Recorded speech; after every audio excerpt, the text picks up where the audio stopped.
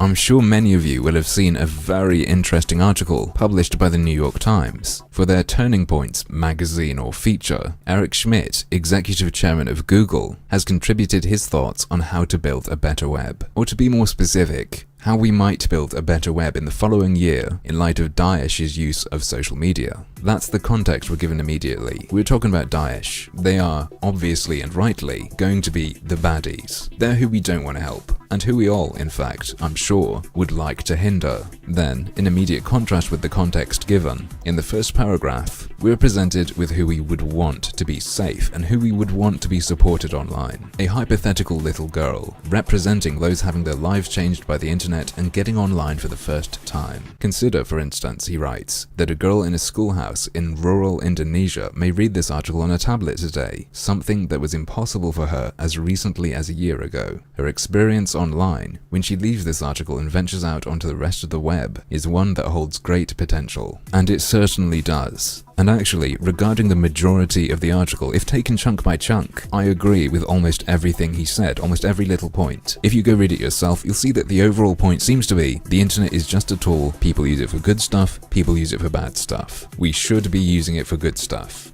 Give this man a round of clicks. Brilliant, mate. Lovely. But that's not all he's saying or doing with this. There's a reason he's shown us sheep and wolves, why he's asked us to balance Daesh and Russian troll farms against a little girl in Indonesia and campaigners for civil rights. There's a reason he emphasizes some issues and only lightly touches others, like this. As with all great advances in technology, expanded web access has also brought with it some serious challenges, like threats to free speech, qualms about surveillance, and fears of online terrorist activity. I just love that for the executive chairman of Google, the serious issue isn't surveillance itself, but rather the feeling of unease about it. And as far as threats to free speech and the fear of terrorist activity online goes, we're going to take a look at what he says about solutions, which I think tiptoe toward being the former and would actually benefit greatly from the latter. Scared people are going to accept more, aren't they? So what are the things he's saying we should or could do, and why don't I trust him?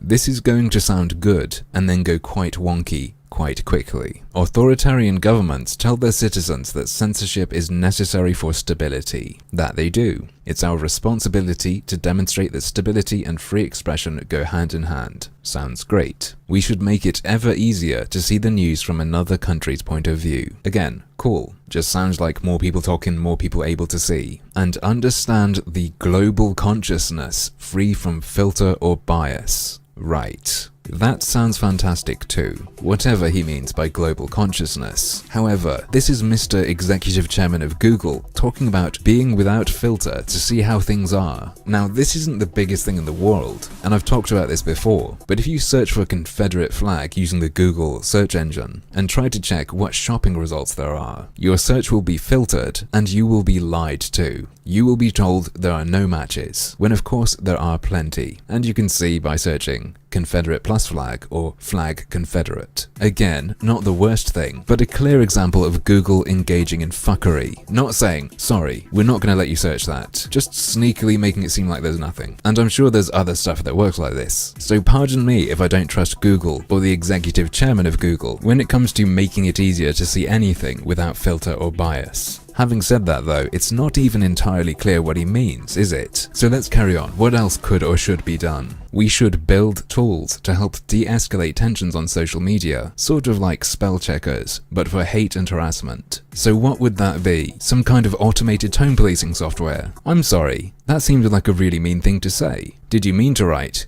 gas the bikes, street race now? Elsewhere in this piece he talks about avoiding conformity. Even if you imagine something like a hate speech spell checker in the least intrusive way, it's still going to be something that suggests you be nice in a particular way. It's still going to be something that pushes you toward conformity, isn't it? How could it not be? And can you imagine you're pissed off, you're about to flame the fuck out of someone, and your computer says, have you thought about being a bit nicer? You're gonna go the other fucking way. If this kind of thing were put together, I can't help but suspect its implementation would be a bit more slippery or slick. You know when you're coming up with a password for a website and it tells you the different levels of security, how good it is? Could you imagine you're writing out a tweet or a Facebook post and there's a little meter at the side telling you the level of abuse and it has to stay below a certain level before you can post it? I can think of all sorts of methods of implementing a tool like that would be dreadful and easily abused or manipulated to push people toward talking a certain way, even if we're just talking suggestions being made automatically. And oh yeah, such a tool could of course be used to help in mass filtering and censorship. Don't forget that possibility. Isn't it just grand when people at the top of huge, powerful companies say vague and worrying things that could have an impact on your life someday? Alright, what else does he suggest? We should target social accounts for terrorist groups like Daesh and remove videos before they spread, or help those countering terrorist messages to find their voice. Alright, I am all in for the or bit. Making the people countering them louder, yes. The first bit though, what would it require to do that? I'm thinking that would need to be something automated, right? And very heavy-handed. Otherwise they'll get around it, it won't work. And it would probably be the kind of thing where if you found out Google or whoever else huge was working on it, you'd think, holy shit, why are you making that? What are you going to do with that tool? But now, if they go down this path, they could just go,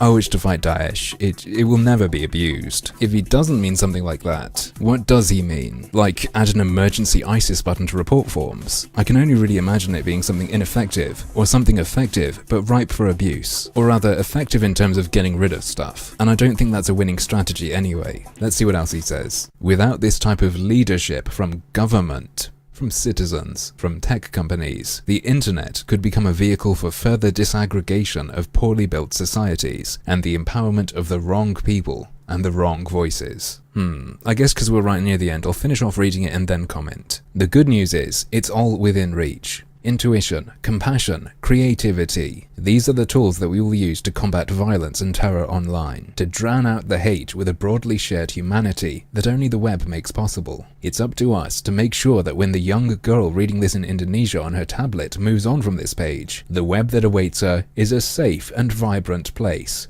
free from coercion and conformity. Do it for her. So right now, the wrong and right voices seem very clear. We're being asked to compare terrorists to the oppressed, activists, and a little girl in Indonesia. And this has been used to make this play where he says, we need to show that we don't need censorship, wipe out only the wrong voices. I'm not going to defend Daesh, but that sounds suspect. There's also another issue that I've been holding in the back of my mind, one that I think is key, and one that I'm going to end on. I completely agree, of course, that the internet is what people make of it. But that's not just about what's put on there, it's about how it's engaged with. The problem and solution presented here seem to be that people are getting funneled one way, the wrong way by the wrong voices, and because of that, we need to start funneling them a different way. Why isn't the problem to be tackled people being so controlled by these tools, rather than just what's taking advantage of that situation? You hand over whatever trust you need to power to wipe terrorist recruitment off the internet. And there you go. You've trusted them with that, and the disaffected young people are still out there, vulnerable to recruitment. I don't think it will do much to help, and I don't think it's worth the cost of doing it. What if, instead of making the whole net into a safe, vibrant place, doing whatever it takes for that, you instead taught the hypothetical little Indonesian girl how to use the web safely? And regarding the spread of disinformation, what if people were encouraged to be skeptical in the first place? What if that was a priority? Yes, I've greatly oversimplified all of this, but if you've got this huge issue of people just going along with whatever's shoved down their throats, and you try to solve it by just shoving the right things down their throats, you've still got this controllable mass of people. Why wouldn't the head of a gigantic, powerful company that has a large hand in controlling the flow of information want to try to change that, instead of increasing control from above?